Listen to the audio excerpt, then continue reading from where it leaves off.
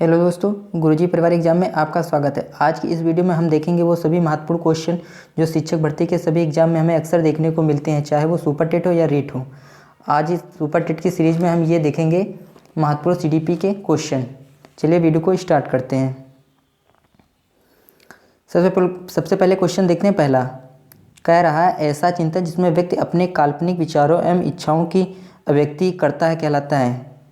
कह रहा है, ऐसा चिंतन जिसमें व्यक्ति अपने काल्पनिक विचारों एवं इच्छाओं की अभिव्यक्ति करता है वो क्या कहलाता है। तो हमारा ऑप्शन दिया हुआ है, पहला दिया हुआ है यथार्थवादी चिंतन, दूसरा दिया हुआ है स्वैली चिंतन, तीसरा दिया हुआ है सृजनात्मक चिंतन और चौथा दिया हुआ है अभिसारी चिंतन। तो इसका राइट ऑप्शन कौन सा होगा? स्वैली चिंतन।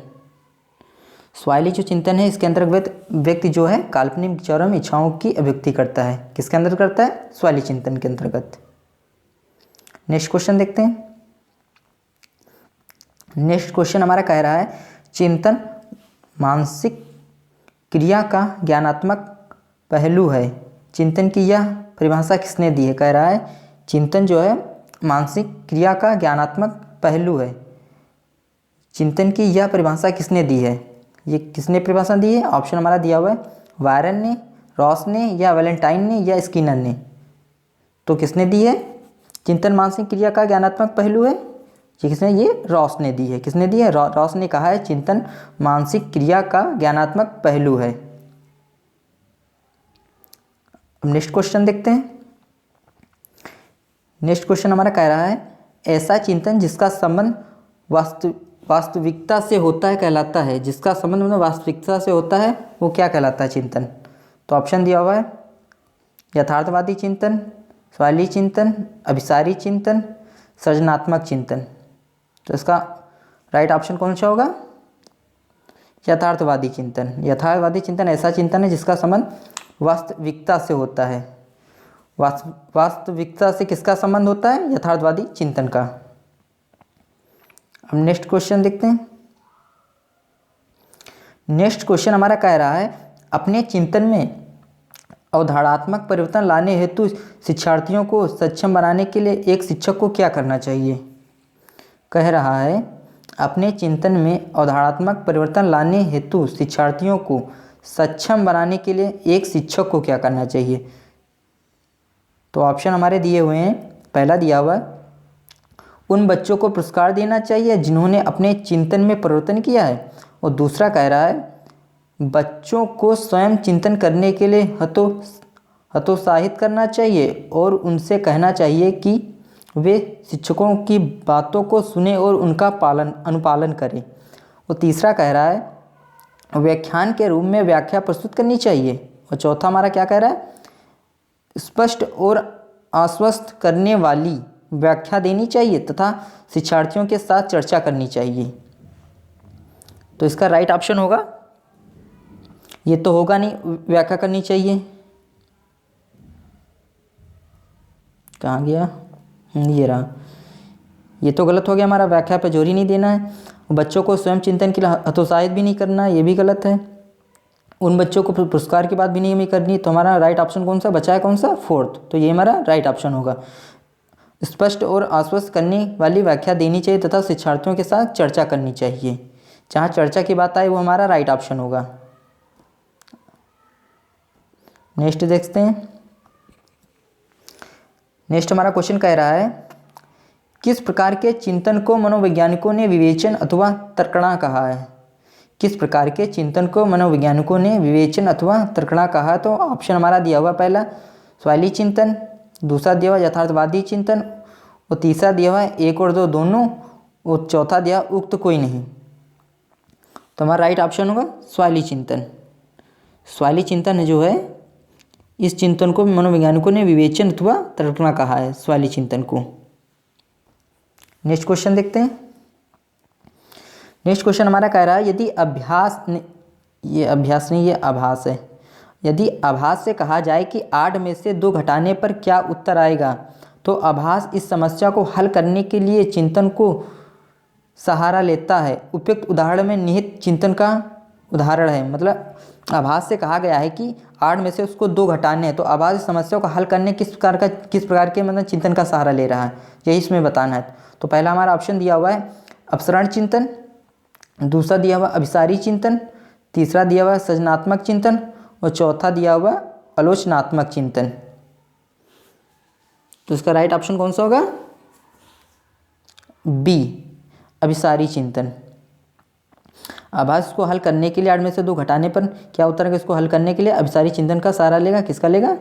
अभिसारी चिंतन का। तो हमारा राइट ऑप्शन होगा अभिसारी चिंतन। अब नेक्स्ट देखते हैं। नेक्स्ट हमारा क्वेश्चन है, कह रहा है कौन से चिंतन को आज्ञानात्मक चिंतन भी कहा जाता है, मतलब ऐसा कौन सा चिंतन है जिसको आज्ञानात्मक चिंतन भी कहा जाता है। तो हमारा ऑप्शन दिया हुआ अभिसारी चिंतन को, दूसरा दिया हुआ आलोचनात्मक चिंतन को, और तीसरा दिया हुआ यथार्थवादी चिंतन, और चौथा हमारा कौन सा दिया हुआ? सृजनात्मक चिंतन। तो किस चिंतन को आज्ञानात्मक चिंतन कहा जाता है? तो इसका राइट ऑप्शन होगा सृजनात्मक ऐसा चिंतन है जिसको आज्ञानात्मक चिंतन भी कहा जाता है। सृजनात्मक चिंतन को आज्ञानात्मक चिंतन भी कहा जाता है। तो हमारा राइट ऑप्शन होगा डी। आप देखते हैं 8 क्वेश्चन। हमारा नेक्स्ट क्वेश्चन ये कह रहा है प्रांजल प्रत्येक वस्तु को उसके गुण दोषों के बारे में चिंतन करने के पश्चात ही खरीदी है, यह उदाहरण है। क्या कह रहा है? प्रांजल जो है प्रत्येक वस्तु को उसके गुण और दोषों को बारे में मतलब तुलना करता है, गुण और दोषों की, तब उस वस्तु को खरीदता है। तो उसके बारे में खरीदता है, तो इसका किस चिंतन का उदाहरण है? तो हमारा ऑप्शन दिया हुआ पहला अपसारी चिंतन, और दूसरा दिया हुआ है, ये कौन सा आ गया, पहला अपसारी चिंतन, दूसरा दिया हुआ जटिल चिंतन, और तीसरा दिया स्वली चिंतन, और चौथा कौन सा दिया? आलोचनात्मक चिंतन। तो जब गुण और दोषों की बात आएगी तो हमारा राइट ऑप्शन किस पे चला जाएगा? आलोचनात्मक चिंतन है, आलोचनात्मक। इसी के अंतर्गत आलोचना किसके अंतर्गत हम करते हैं? गुण और दोषों के बारे में आलोचना करते हैं। तो हमारा यही राइट ऑप्शन होगा आलोचनात्मक चिंतन, कि वो मतलब उसके गुण और दोषों को मतलब तुलना कर रहा है, आलोचना कर रहा है, तभी उस वस्तु को खरीदा उसने। अब हम नेक्स्ट क्वेश्चन देखते हैं अपना। हमारा नेक्स्ट क्वेश्चन है किस चिंतन में व्यक्ति किसी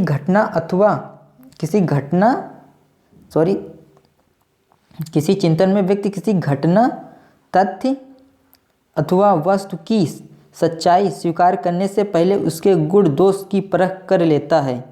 तो इसके अंतर्गत कौन सा चिंतन आएगा? मतलब कह रहा है किस चिंतन के अंतर्गत व्यक्ति किसी घटना, तथ्य अथवा वस्तु की सच्चाई स्वीकार करने से पहले उसके गुण दोषों को परख कर लेता है। तो हमारा ऑप्शन दिया हुआ है अपसारी चिंतन के अंतर्गत आलोचनात्मक चिंतन, तीसरा दिया हुआ है स्वली चिंतन, चौथा दिया हुआ है सृजनात्मक चिंतन। तो किस चिंतन के अंतर्गत मतलब गुण दोषों की आलोचना करता, अभी बताए थे आलोचनात्मक चिंतन।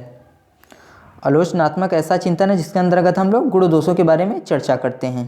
किसके बारे में? आलोचनात्मक चिंतन के बारे में क्या करते हैं? गुण दोषों की तुलना करते हैं। अब नेक्स्ट क्वेश्चन देखते हैं। नेक्स्ट क्वेश्चन हमारा कह रहा है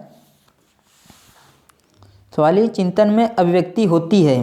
क्या कह रहा है? जो सवाली चिंतन में किसकी अभिव्यक्ति होती है? तो ऑप्शन दिए हुए हैं अभिप्रेरणा की, भाषा की, काल्पनिक विचार तथा इच्छाओं की, और चौथा दिया हुआ वास्तविक स्थिति की।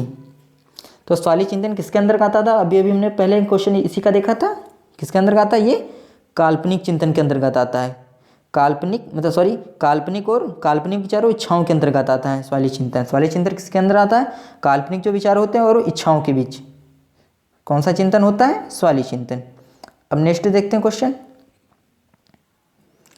नेक्स्ट क्वेश्चन हमारा कह रहा है किस प्रकार के चिंतन में संवेदना एवं प्रत्यक्षीकरण कार्य करते हैं? मतलब ऐसा किस प्रकार का चिंतन है जिसमें संवेदना एवं प्रत्यक्षीकरण कार्य करते हैं? तो हमारे ऑप्शन दिए हुए हैं। पहला दिया हुआ है प्रत्यक्षात्मक चिंतन, निर्णयात्मक चिंतन, कल्पनात्मक चिंतन, चौथा दिया हुआ है प्रत्यात्मक चिंतन। तो किस चिंतन के अंतर्गत संवेदना में प्रत्यक्षीकरण कार्य करते हैं? तो इसका राइट ऑप्शन होगा प्रत्यक्षात्मक चिंतन के अंतर्गत। प्रत्यात्मक चिंतन ऐसा चिंतन है जिसके अंतर्गत संवेदना और प्रत्यक्षीकरण कार्य करते हैं। नेक्स्ट क्वेश्चन देखते हैं। कह रहा है निम्नलिखित में से कौन सा धीमे शिक्षार्थी का अभिलक्षण नहीं है? क्या कह रहा है?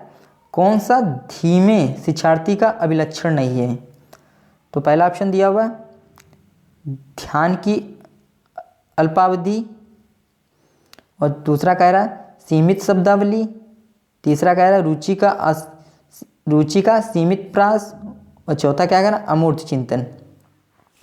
जिसका राइट ऑप्शन कौन सा होगा?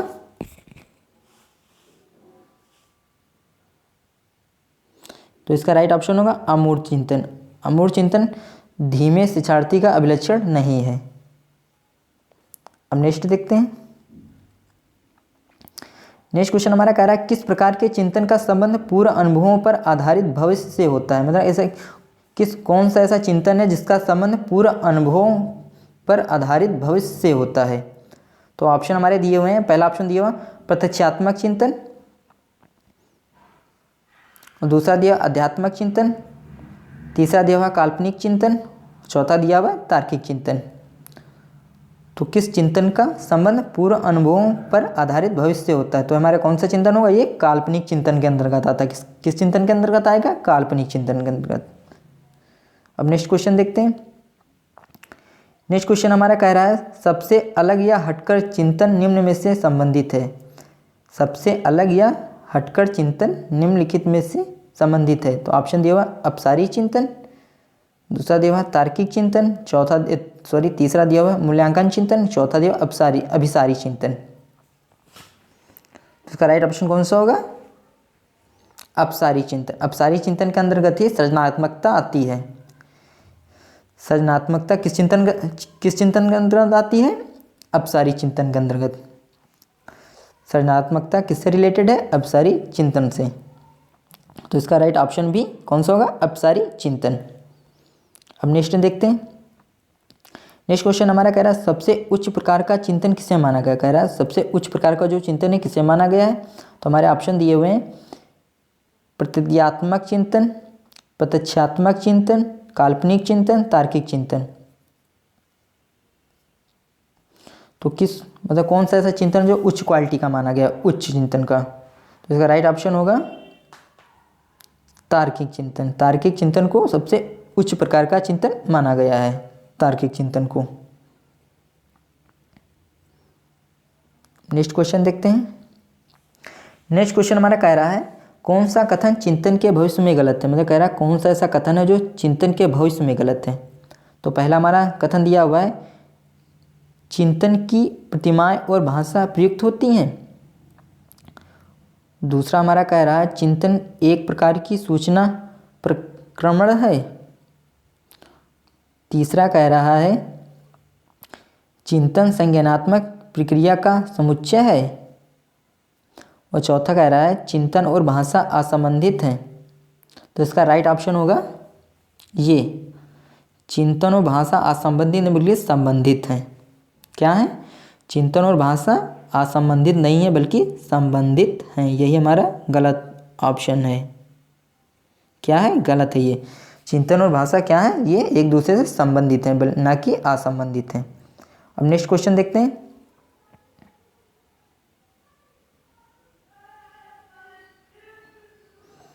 नेक्स्ट क्वेश्चन हमारा कह रहा है जॉन डीवी ने विचारात्मक चिंतन किसे कहा है? मतलब जो जॉन डीवी साहब हैं उन्होंने विचारात्मक चिंतन किसे कहा है?